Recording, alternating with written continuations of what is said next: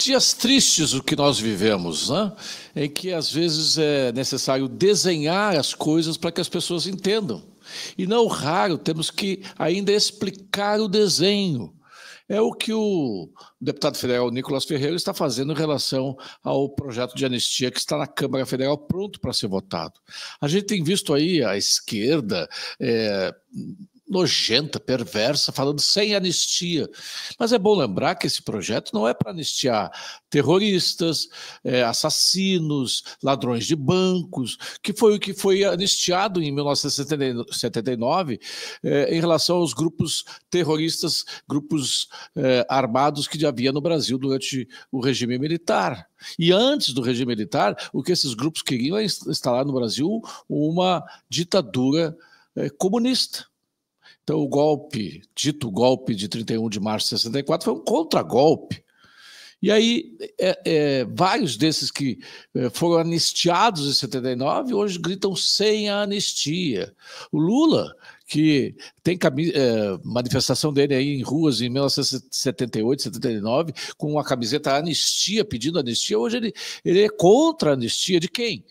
De senhorinhas com bíblias na mão, uma cabeleireira com batom, pichou lá, escreveu "Perdeu Mané" na estátua da Justiça, que nem é a estátua da Justiça, na verdade, né? Não tem a balança, não tem os livros da lei, é apenas aquele tacape dito como uma espada.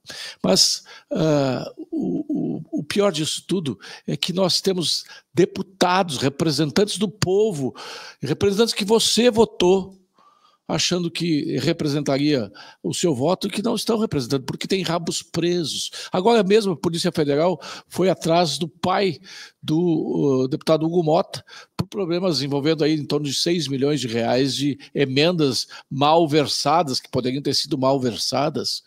Isso aí é pressão sobre o presidente da Câmara para que ele não paute a anistia. Isto é de uma perversidade assim atroz. Vejam agora o vídeo do Nicolas Ferreira, e que já alcançou desde ontem, menos 24 horas, já mais de 30 milhões de visualizações, para que você entenda de verdade o que está acontecendo e possa passar para outras pessoas, inclusive compartilhando o vídeo aí do Nicolas, para que as pessoas, o Brasil inteiro possa dar conta do absurdo que nós estamos vivendo, absurdo jurídico, absurdo humanitário que nós estamos vivendo, absurdo legal que nós estamos vivendo no Brasil, mantendo pessoas por uma arruaça, algumas que, centenas delas que nem entraram em prédio público no dia 8 de janeiro, sendo condenadas a 14 anos de prisão. Ontem o Flávio Dino, o Zanin, conseguiram o voto do Alexandre de Moraes para condenar o pipoqueiro e o vendedor de picolé.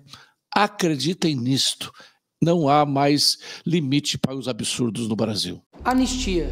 O que você tem a ver com isso? Eu te explico. Em 1955, o negro era obrigado a ceder seu lugar no ônibus para uma pessoa branca. Uma mulher, Rosa Parks, certo dia se negou e foi presa por se recusar a se levantar.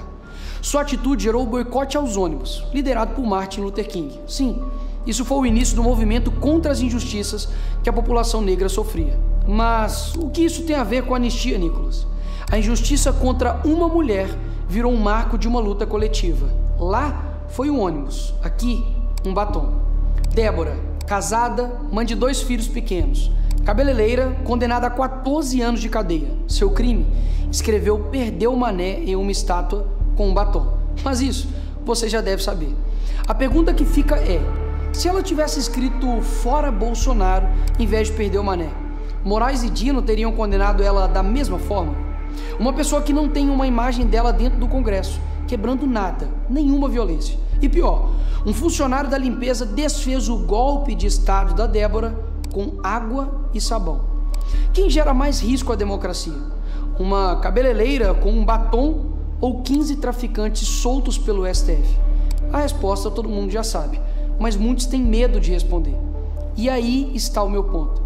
Quando você trata uma injustiça apenas como um número, você ignora que é uma pessoa, uma família que está sofrendo e que você um dia pode ser vítima da mesma injustiça.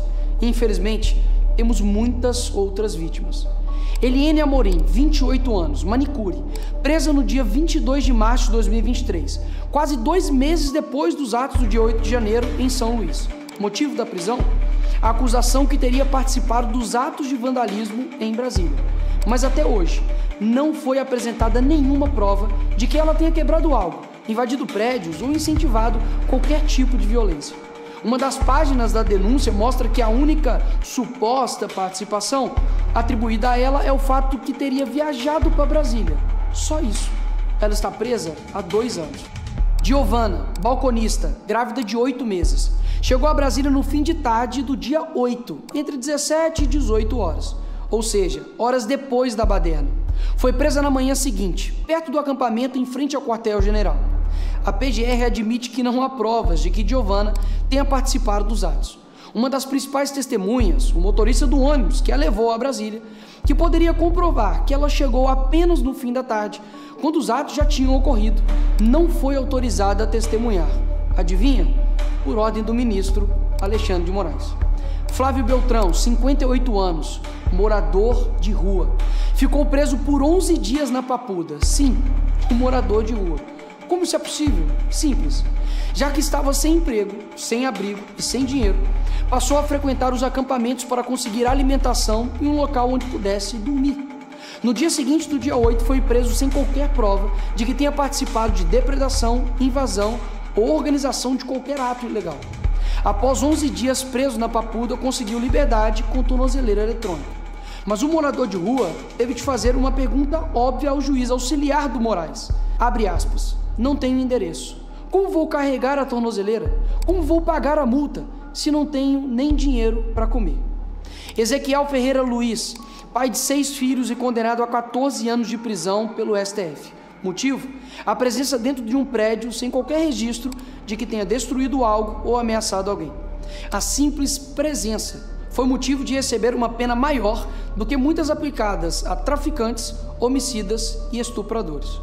Paulo Gabriel da Silveira, vendedor de bandeiras, chegou dia 8 às 21 horas em Brasília, vindo de Goiás, comprou 10 bandeiras do Brasil para vender e pagar a pensão do seu filho. No outro dia, vendeu apenas 3 e em frente ao quartel-general foi preso, junto com outros manifestantes. A defesa apontou que o rastreamento do celular comprova que ele chegou em Brasília depois que tudo aconteceu e que jamais esteve nas cenas dos atos. Mesmo assim, foi levado a Papuda e passou 3 meses preso. Foi processado e agora condenado pelo STF pela prática do crime de associação criminosa. Todos esses estão sendo tratados como se fossem inimigos da democracia. Logo, no país que a maior apreensão de dinheiro em espécie foi feita na casa de Gedel Vieira, 51 milhões de reais, foi condenado a 14 anos de cadeia e já está em prisão domiciliar. Logo no mesmo país que um condenado a 400 anos por corrupção, Sérgio Cabral, e fica preso menos de 7 anos e já está solto. Tem proporcionalidade nessas condenações? Mas deixa eu esclarecer ainda mais. Já está bem claro que a justiça tem lado. E se você usar vermelho, tudo bem. Mas se não, tem uma má notícia para você. Em 2006, o MST invadiu e depredou a Câmara. Condenados? 0. Em 2017, o protesto Ocupa Brasília reuniu 45 mil manifestantes de esquerda contra o Temer. Nesse dia, a sede de 3 ministérios foi incendiada e houve depredação em 8 prédios. Condenados? 0. Em 2018, o prédio da ministra Carmen Lúcia foi pichado por integrantes do MST. Sabe qual foi a condenação para eles? 0. Onde estava o STF para condená-los a 14 anos de prisão? Percebe? Não há justiça, muito menos senso de proporção nas condenações. É mera e pura vontade de acabar com a vida de pessoas. Mas, Nicolas, você vai passar pano só porque é do seu lado agora? Claro que não. O dia 8 foi um dia lamentável para o nosso país. Quebradeira e desordem nunca fez parte de nenhuma manifestação da direita. O que nós queremos é simples: justiça. E justiça é punir sem vingança, mas dar a cada um o que é seu, nem mais nem menos. O Brasil já anistiou torturadores e corruptos. Negar perdão a manifestante é escolher punir só o que tem menos poder.